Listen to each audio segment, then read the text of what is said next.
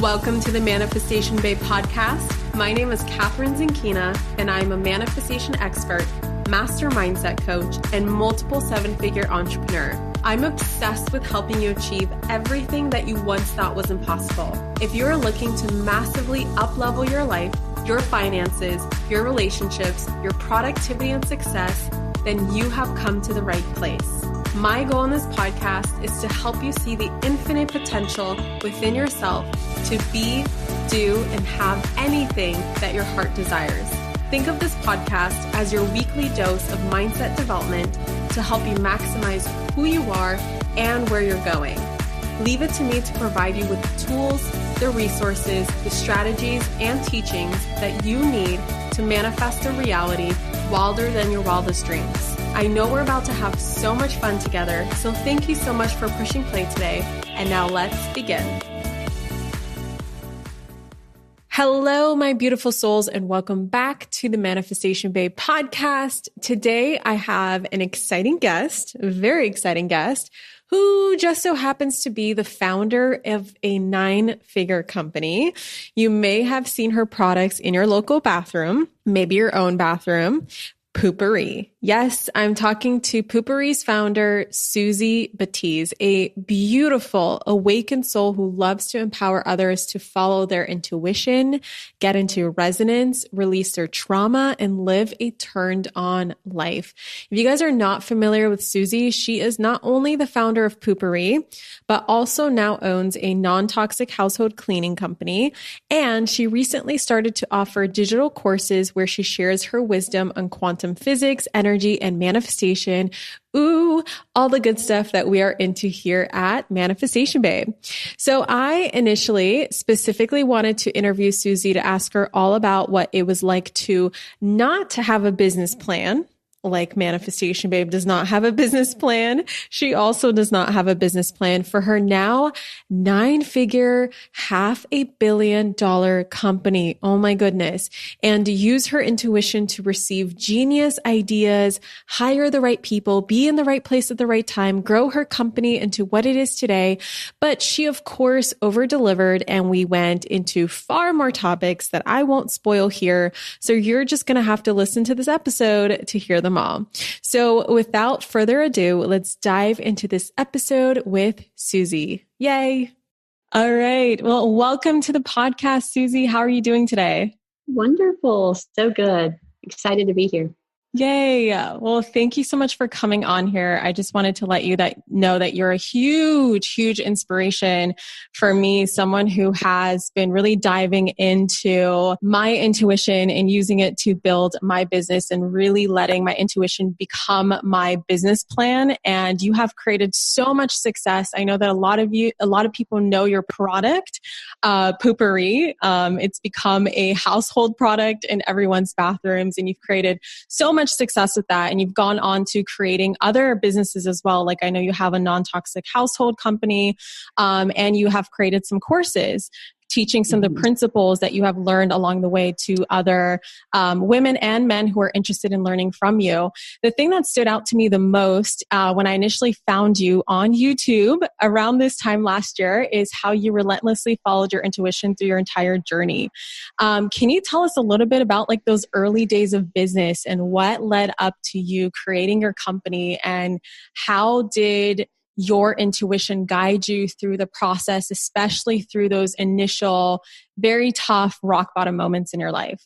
Yeah, well, first of all, my second bankruptcy was when I was 38 years old and I lost everything. I put those in quotation marks because what I thought was everything, the house, the car, all those things, and went into a very deep depression.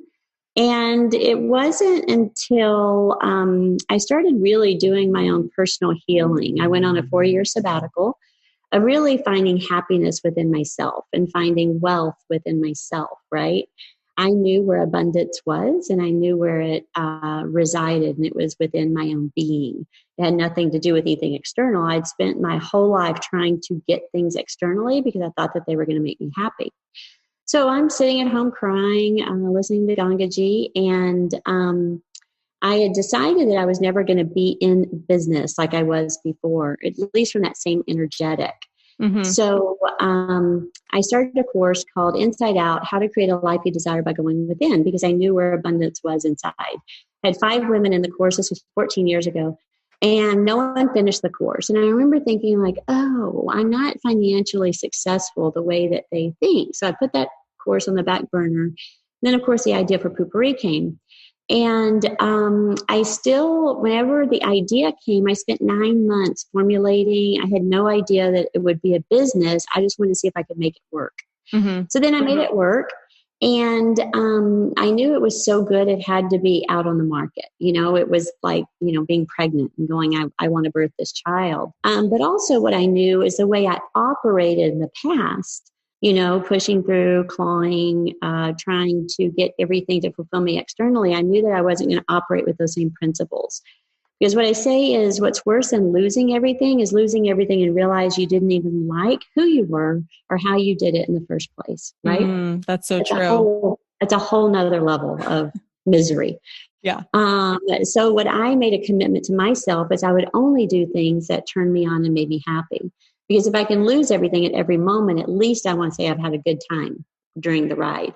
So that was the beginning of what we call intuition. Intuition's a really interesting subject, but we'll get really into that. But basically, I was just, if it didn't make me happy, I wasn't going to do it, no matter what, no matter if, you know, it could make us a bunch of money, if it were sales. So I was really just operating my company from a place of kind of play, like, oh, this sounds fun. Let's do that. And let's do that.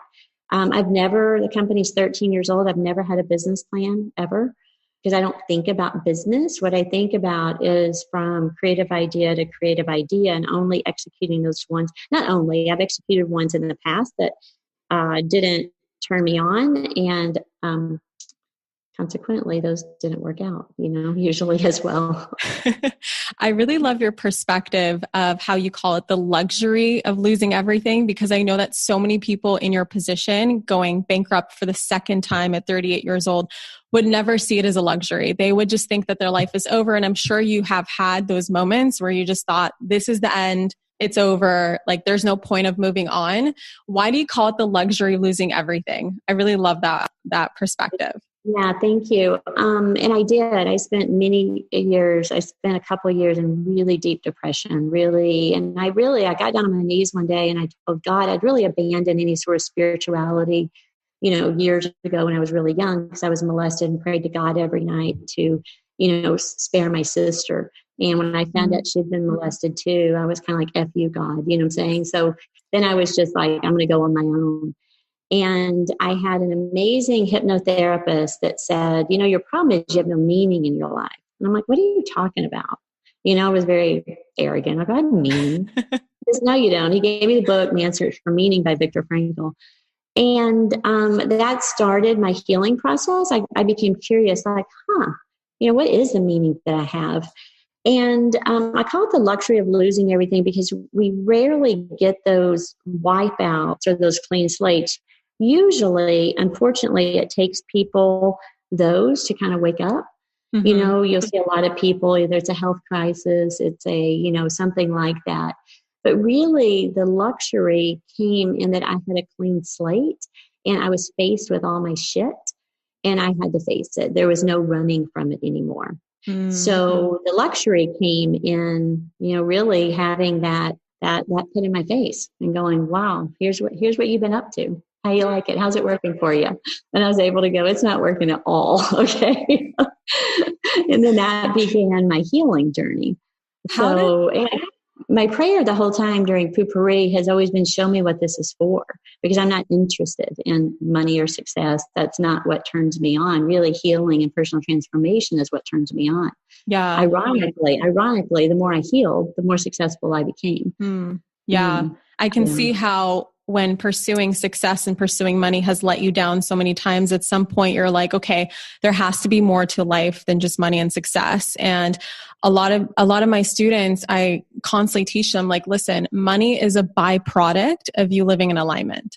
When you're living in alignment and you are living radically in alignment and you're just unafraid to let go of the shit that isn't serving you, and you are unafraid of just pursuing the things that make you happy. And I know you talk about aliveness and being turned on and living a turn on life. That's when even more success and even more money comes your way. And it's so, so powerful. Yeah. And what I've seen in teaching a lot of people as well is that we operate, and I'll just say I was operating on so many programs that I didn't even know what turned me on. You know, I used to listen to Abraham Hicks, and I used to listen to say, follow your bliss. And it's like, what the fuck is bliss, right? It's like, you know, I thought I was doing that. But then whenever I realized that that's not what I was doing at all, what I was doing was actually masking the real problem within myself, was that I had a deep-seated unworthiness that was really from trauma. Yeah. How do you know which ideas to pursue? Like, how did you know that Poo Pourri was an idea when it came to you, that this is the thing that you needed to pursue? Because I know that so many entrepreneurs struggle with like getting 10 different ideas or no ideas. Like they're either silent or their head is really, really busy and buzzing with like 10 different directions that they can go in. And oftentimes I find them super confused on like, okay, what is my intuition actually telling me? Should I be pursuing all 10? Should I choose one? Like how do you, in your experience, like how do you know which one to pursue, which one to follow? Well, again, we need to back up in that most people don't know because they're so padded with programming and doing things for other people and pleasing everyone else and blah, blah, blah, blah, blah, and covering up trauma, that you don't really have access to that. So as I healed is when I started having access to my body, because we train ourselves and we program ourselves out of protection to not feel. So it's hard to feel something in your body when you can't feel the pain of your past, right? Yeah. So this is all by design. It's all this really interesting system. So to tell people, oh, follow what turns you on, you're going to feel something in your body. They're like, I haven't felt anything in 20 years, you know? Yeah. So first they've got to learn how to feel. And that's with, you know, getting in, learning how to feel. But then after that, so what happened is once I started getting a lot of those traumas healed, what I realized is that my body was an incredible tool, and that we all have. As a matter of fact, I called Dr. Bruce Lipton, and I said, I have a theory that ideas are alive. And he said, why do you think that? And he's a cellular biologist. And I said, because the ideas that I go towards that I feel great about work out, and the ones that don't. And I have a belief that those 75% of businesses, or whatever the number is now, that don't work are ones that were born out of the left brain logical mind and not out of something that is within their being. And he said, well, you're right. Everything is alive. Everything is a living vibration. And every living thing is seeking more life force energy. So what happened with Poo Pourri is I was at a dinner party and my brother-in-law said, can bathroom odor be trapped? And because I had opened up so much access to my body through somatic therapy and different therapies, I felt like a zing at my arm, and I felt the lights kind of get brighter. You know, it was like the room got brighter. I was really excited. And I started to work on it. But it was that moment when I was like, hey, hold on, I feel something here.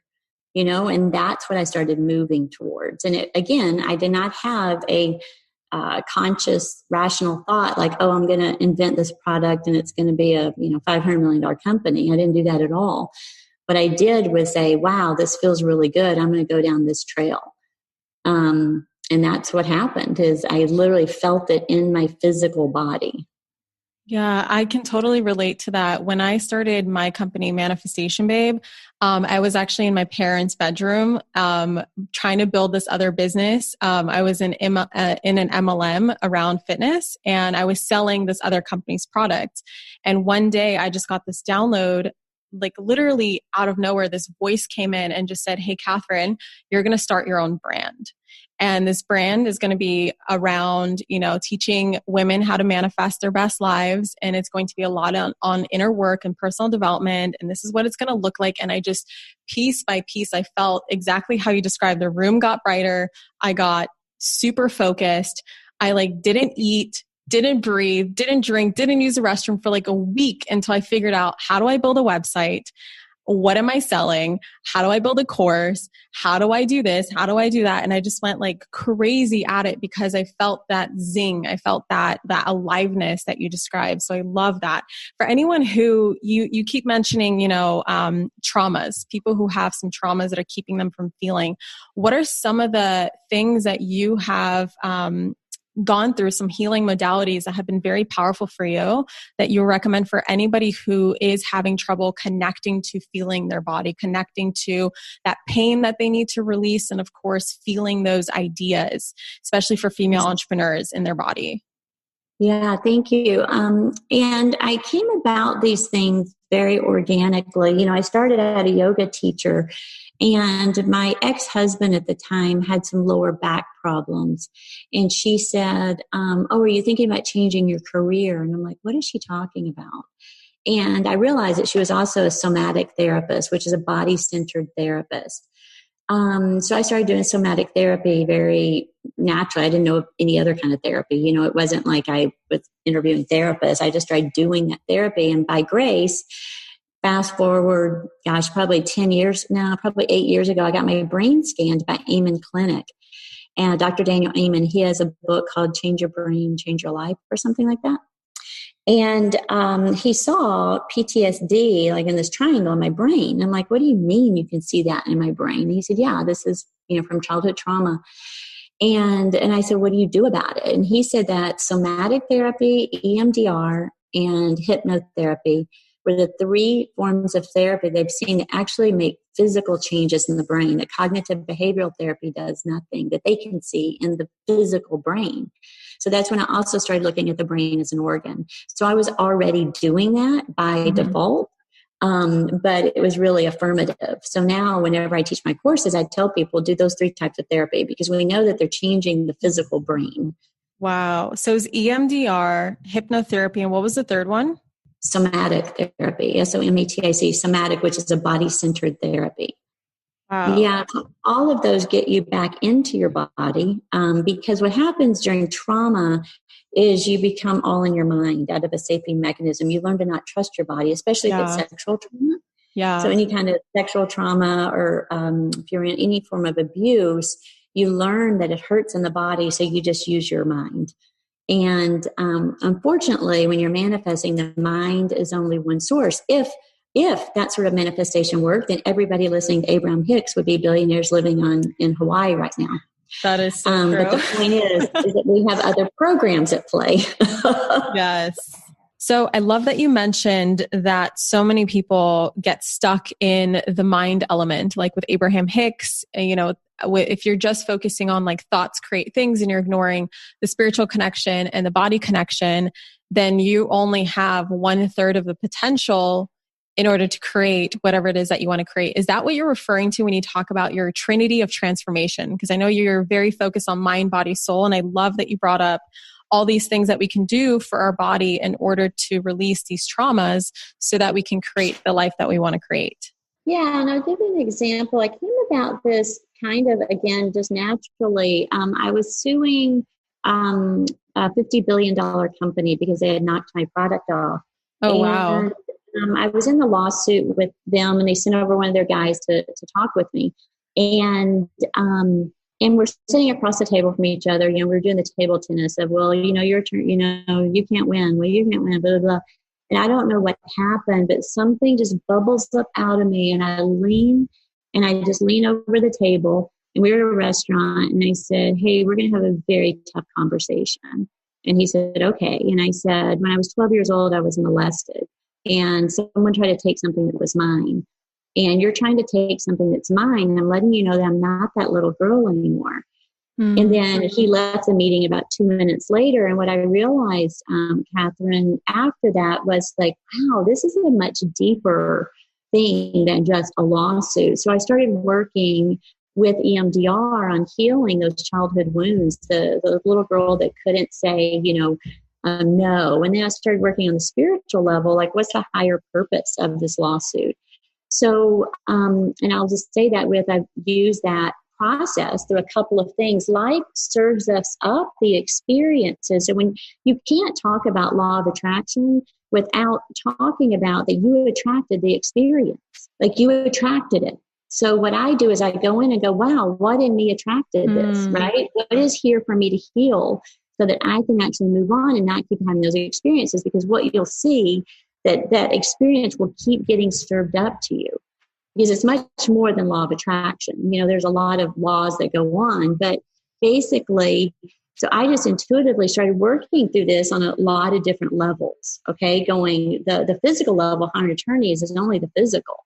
I've got the psychological, the mental, and then I have the spiritual level to be working with this.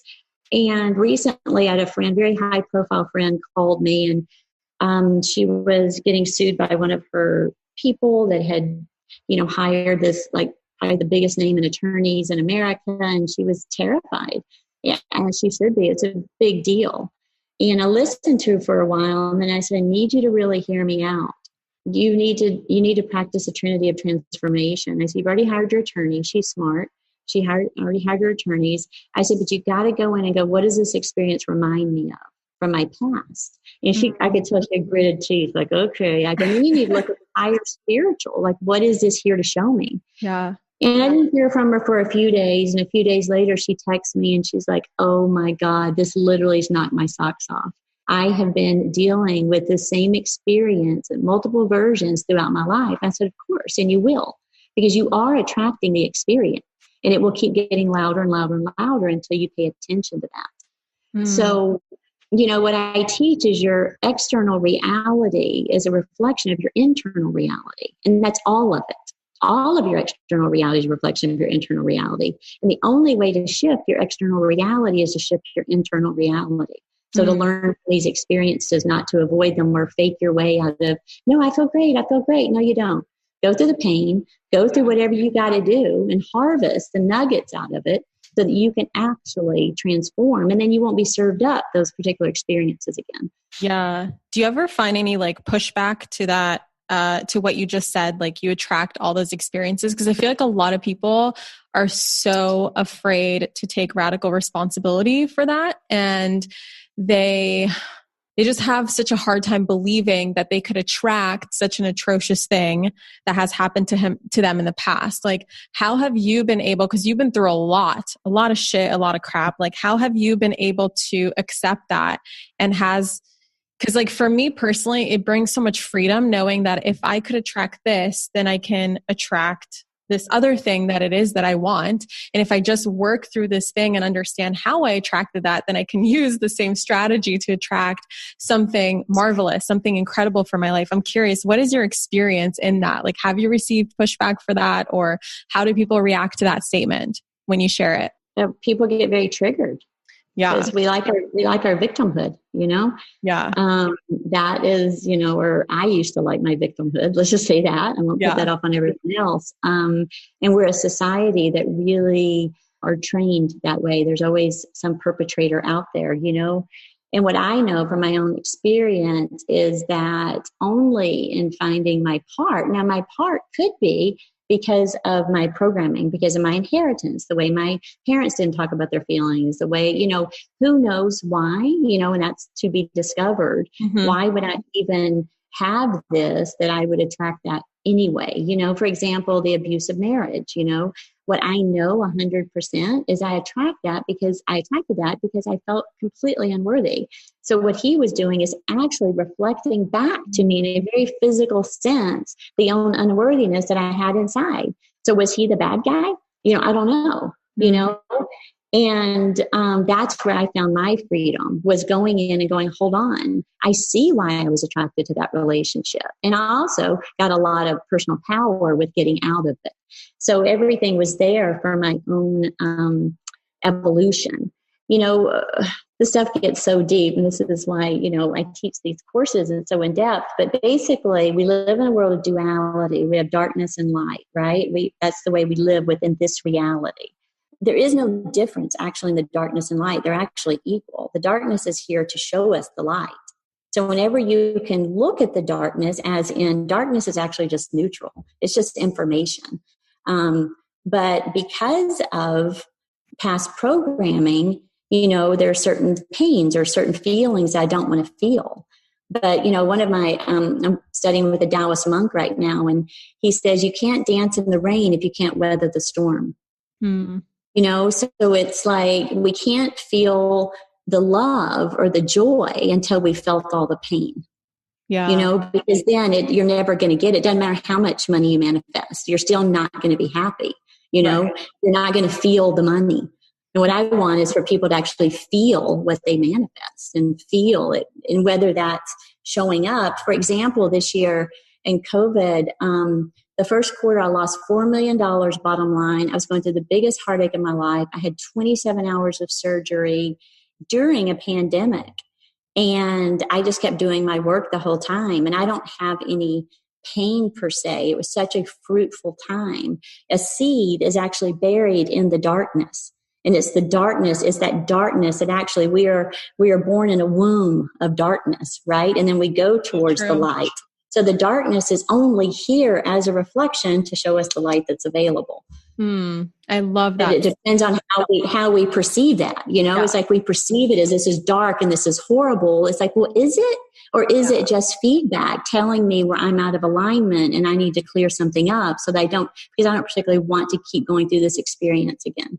Yeah, I love that. How can someone who, let's say they're recognizing right now, this is my favorite part about business, by the way. A lot of the stuff that shows up in business is a reflection of what we need to personally work through. So I love growing everything. I love growing my business and going through challenges in my business because I know that I can always work through it on a personal level and it will shift somehow on a business level. It's really powerful. For anyone who is coming across old patterns that are popping up over and over and over again from their past, do you have advice for them on how to shift those patterns? Like you mentioned the conversation that you had with the person that you were suing, the $50 billion company, where finally you recognize, wait a second, this keeps showing up. This is a reflection of something I went in my childhood. Now we're going to have a tough conversation. Like, what is your advice on how to face those pattern shifting, monumental conversations or events or healing practices? Yeah. So first of all, to recognize a pattern. If anything happens 3 times or more, it's a pattern. No matter which way you flip it, turn it, spin it. Okay. Yeah. And you can do whatever. It's a pattern. If it happens 3 times or more. One time I'd be like, oh, that's interesting. 2 times, that's really interesting. 3 times, it's like, okay, we got a pattern here. Yeah. So recognize those things, and they're going to come up in different versions. But if you go down to like, oh, hold on, this feels very familiar. Why is this always happening to me? You always hear that. Why is this always happening to me? Again, that's the victim. And it's like, I think, hold on, why is this happening? It's for example, I'd hired 3 or 4 COOs. And I mean, I'm talking like one of them had spent 7 years in prison. They had defrauded the government of $20 million. Somebody forgot to do a background check. Another one opened a manufacturing plant behind my back. Another one staged a coup in the company against me. And I was just like, what, am I just stuck at hiring? And what I realized after 3 times, I was like, hold on, at some point, I'm the only common denominator here, And on the physical, I was like, we need to be paying way more attention when we're hiring or how we're recruiting. But on the psychological, I went into EMDR. And what I realized is that one of my first memories was cooking for my parents at 4 years old. So I had a belief that I can't be supported. So whenever someone's coming in to interview, we're all wearing lens, right? We are wearing the lens of all of our past programming. So I was looking at people going, oh, you're going to screw this up. This is going to be really good, because then I get to come in and save the day, and I'm the one that can only be supportive. So as I dove in and started doing that work, I had interviewed this guy like 3 times, and he was so boring. I couldn't even sit through the interview with him. His name's Boyd. He's still there right now. He knows I tell the story. He's so great. And he kept saying, Suzy, hire me. I know I can fix this company. And I finally hired him after I'd done all this internal work. And Boyd's amazing. We both cry with each other about how much he's taught me support. So that's one way that I've done it in business, because your business, again, your external world's a reflection of your internal. So whatever's happening inside me is going to be served up. And whatever experience I am in life, business is no different. Mm-hmm. Yeah. Yeah. Speaking of, the darkness that you were talking about earlier and some of the shadow work that goes along with it, are you ever afraid of losing it all again? Yeah. And then when I do, I'm thinking, what is all? What is all? Yeah. In my abundance course right now that I have people really write down what they value and what's important to them. It's amazing how much we think of material possessions. Mm-hmm. I was with the Taoist monk a week ago in Austin, and they sat crying in his arms for a couple hours. And I said, I didn't want any of this that I have. And he said, that's exactly why you have it. Because I didn't want material success. I wasn't interested in it at all. Mm-hmm. But so I keep coming back to, I've had a great time. I know where I am within my being, so I can never lose it all, ever. That's not even a possibility. Could I lose money? Yeah. Well, that's not everything to me. Yeah. Wow. And I purposely go on vacation. I just spent 2 weeks in a 600 square foot cabin, in the middle of the woods. And I do that so I can remember, like, oh, hold on, I don't need any of that. Wow. That is so powerful. So powerful.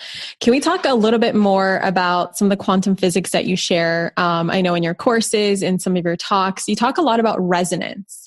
And I love that you dive into quantum physics. And I heard you talk about like resonance and dissonance, I believe. Can you share a little bit more about how we can use resonance to create our dream business and dream life? Yeah. So that was another thing, Dr. Bruce Lipton. So after he said every living thing is seeking life force energy, he taught me about resonance and dissonance. And he's the one who taught me that. And he said resonance is when you put two energy waves that are traveling at the same wavelength and the same speed, so they're alike. You put those two together and they create a bigger wavelength together than they do apart. So both of those waves are more together than they are individually. So it's 1 + 1 = 3, not 1 + 1 = 2. Mm-hmm. And dissonance is the opposite. It's when you have two energy waves that are not similar. They're just different speeds, different wavelengths. It doesn't mean one's bad or toxic. You know what I'm saying? They're just not the same. When those two are together, they actually create less energy together than they do apart. So you actually have less life force energy in a dissonant situation than you do before you even started it. So I often tell people, like, if you had a bank account, would you keep investing in something that was losing you money? So these dissonant relationships, people that say, I hate my job, I can't stand it, and they're on this negative cycle. Well, you actually have less energy in that job, less life force energy. So we're not talking about just energy, we're talking about life force. The reason people's lives end early, right, is because they've literally had things that have drained their life force energy. But because of programming, outside pressures, I have to do it, I have to stay married, I have to stay in the job, blah, blah, blah, blah, all these things, they stay in it, which actually they are draining their life force energy in that situation. So what I look for is resonance. I look for with an idea, right? I look for resonance in the group. I look for resonance in the company. And I wait until we get something where we actually are more with that idea than we were without it. What are some of the ways that like resonance and dissonance has showed up for you in building your company and building your business? Like what I'm thinking of, for example, like, were there ever parts in your business that were just draining your life force energy, draining people's life force energy, but were necessary to keep the business running? Like, how did you overcome that and find and really fine tune it as an organism where you were putting in more stuff that has resonance versus dissonance? Am I making sense? Yeah, well, mostly by experience and by me teaching my company these concepts. We call it struggle. So whenever we have a flag word in our company, that whenever something's not working, someone will raise their hand and they'll ask the question, or they'll say, I feel like we're in struggle right now. Are we struggling? And then we'll stop. Everybody pauses and we're like, hold on. Where did we get into struggle? And it's usually when we went with something against our gut or intuition because we thought we had to do it. So then we back away. And I've abandoned multi-million-dollar projects because we got into struggle. We just got off course. So if we can't get ourselves back onto a course of resonance, we will just say it's got to go. Because I know in the long term it will drain the life force energy of the company. There's no difference in a company and an individual. A corporation is an entity, right? An entity is a living dynamic organism within itself. So it's like if you saw your child getting sick every day, you're going to go try to make him better. So that's the same thing with energy. And we do it with marketing campaigns. We do it with sales campaigns. We do it with vendors. So we realize when we're in struggle. And one example was, I had someone come to me. We'd been trying to make an automatic unit for years, and everybody was like, "Oh, you need to make an automatic unit." Everybody wanted it. And somebody came to me and they had one, and they were going to go to market with one of our competition. And even though I knew it wasn't the right time to birth it, I got afraid. I won't put this on everybody else. I'm like, we got to get this automatic unit. We ended up losing about $5 million on that deal. And we knew we were in struggle the whole time. We kept pushing through and pushing through and pushing through. And then we ended up shipping them and they all broke. What we know is we lost $5 million hard dollars. What we don't know is the energetic loss that happened in our company. Yeah. So instead of beating ourselves up, I go, guess what, guys? We were in struggle. We knew it. I knew it. I pushed forward and I lost us a lot of money. My mentor, Gay Hendricks, says sometimes these, his biggest learnings have cost him a lot of money. So again, there's zero intrinsic value in beating yourself up. And there's everything from harvesting what you learned and whether to move forward. And then we got to decide if we wanted to make a new unit, and we haven't made it yet because we haven't felt a yes to it. But that's a real life example. And I knew. And it's like, I can't blame anyone other than the fact that I knew what I was doing. I was pushing through, and that doesn't work. You have to live and you have to learn and you got to move on. Have there ever been moments in your journey where you've wanted to give up or you almost gave up? I mean, always, those are little blips, Yeah. and then I remember calling my mentor a couple of years ago. My mentor is Gay Hendricks. And I said, what do I do? Like, I don't want to be at the company anymore. It doesn't turn me on. And I really had this belief that working as CEO in the company was draining me. And he said, I always feel better when I live up to my responsibilities. And I was like, so the bigger truth was while it was the way I was operating with him in my company, because the bigger truth is that I did want to be responsible to my company, right? So it was that shift in perspective. And then I could get in, and now I've actually resigned as CEO. I found an amazing CEO, and he's been on for a couple months, and the company's doing way better than it did with me. So it's amazing. That's so cool. Yeah, but it's just that shift in perspective. Like, what do I really, really want? And what I really wanted was to take care of this thing that I birthed in the world. That is really powerful, because one of the questions that I was going to ask you is it possible to outgrow your business? And how do you know when it's time to move on, or it's time to, suck it up and basically come back to your own responsibility and change the way that you're showing up in your company, rather than being like, oh, okay, this just means that this company is no longer in alignment with me. This is not my purpose anymore, and I have to move on. Like, how do we know the difference between those two? Because I feel like a lot of people ask me all the time, like, Catherine, this thing isn't working out, and it's not working out over and over and over and over and over and over and over again. How do I know? At what point do I know that I'm just done learning lessons here and I should move on to something else? Or it's just a sign that I shouldn't give up and I should keep going. And at some point I will reach breakthrough. I feel like a lot of people have a hard time deciphering between the two. Do you have any advice for that? Yeah, I think basically, if they sit long enough, they'll know the answer to that question. Again, we seek external advice when everything is actually inside us, right? So when people call me for advice, I'm like, I'm not going to tell you anything, but I can help guide you for what you know. There's no way I could know what you need to do. And that's something that each individual has to decide for themselves. Now, my particular journey, what I knew is I was being called to do something else. And it was quite a process of my unraveling, right? It's my releasing control. And, so I've done my own work. Actually, it was about 4 years ago that I didn't want to be CEO of a company when it's taken me this long to let go. I knew that I wanted to, but apparently I didn't want to because I didn't, right? So I was looking at, why am I still hanging on? Why am I still staying in here? What is it? So I've been doing a lot of deep inner work. And then whenever it was time, it's literally like I didn't have to ask that question, So I would say if they're still asking the question, then it's not time yet. And go in and find out why you're still hanging on and find out why you're still there. because there's something that's keeping you, you know? That is such a great distinction. Wow. That just blew my mind. Yeah. Well, you know what? That was actually, I just realized this. I just did a Day of the Dead ceremony with ancestors and everything. And my mother, I remembered that when I was in an abusive marriage, I would call my mother and I would say, how do I know when it's time to leave? And she would tell me, when you don't have to ask me that question anymore. Because what she knew is when you've had enough, that's enough. Wow. Right? That is so powerful. Mic drop right there. Suzy, because I know you're very into your spiritual practices, and that's part of what keeps you connected to your purpose and your mission here in this lifetime and all the incredible things that you've done. What are some of your most impactful and most, and your favorite and your go-to spiritual practices? Well, I don't know if it's a spiritual practice, but I do transcendental meditation. I've done it for 18 years. Wow. That's my go-to. That's my place of, spaciousness.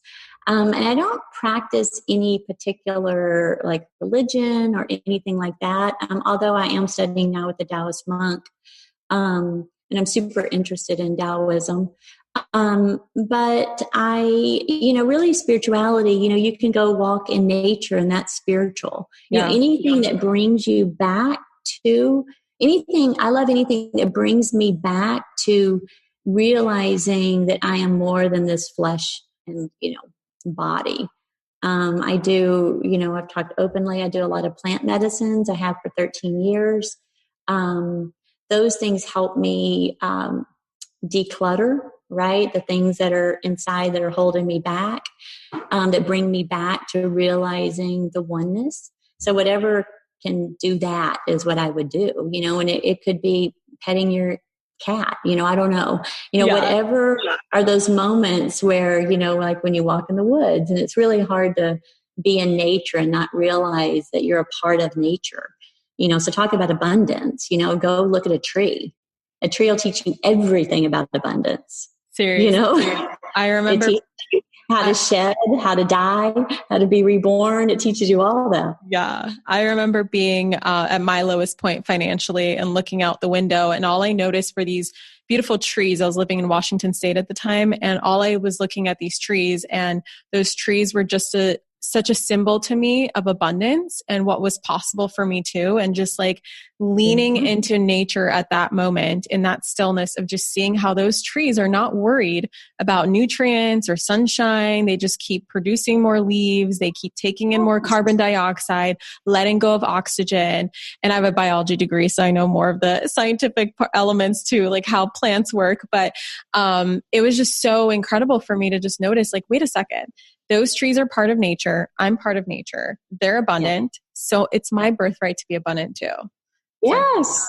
Yeah. That's it. Yeah. Yeah. But you got it. And just look and learn, nature will show you everything. I love that. Before we wrap up, I have so many of my audience members asking, do you know what your human design is? I'm a manifester. You're a manifester. I could have called it. Yes. I'm currently taking like a 6-month-long certification to learn more about it. And I was trying to figure it out. And I was like, I have a feeling she's a manifester. Powerful. Yeah. Suzy, thank you so much for coming on the podcast. Where can people find out more about you, hang out with you on the internet, find out more about your program? I know you have an Instagram account. Is there a website that we can guide people to? Yeah, SuzyBatiz.com. And I only send out like a monthly newsletter, but I'm really active on Instagram. Like usually the direct messages, I'm the one that answers those. I am on Facebook, but I don't answer any of that. Yeah, same. I stay off of Facebook. It's just not my thing. But I'm usually pretty actively engaged in Instagram. Beautiful. And I highly recommend following her on Instagram. It's at Suzy Batiz, right? Just your name, if I remember correctly. Yeah, she's Batiz. Yes, great content there, beautiful pictures, just so much aliveness going on there. So I highly recommend you guys follow her, check out her website.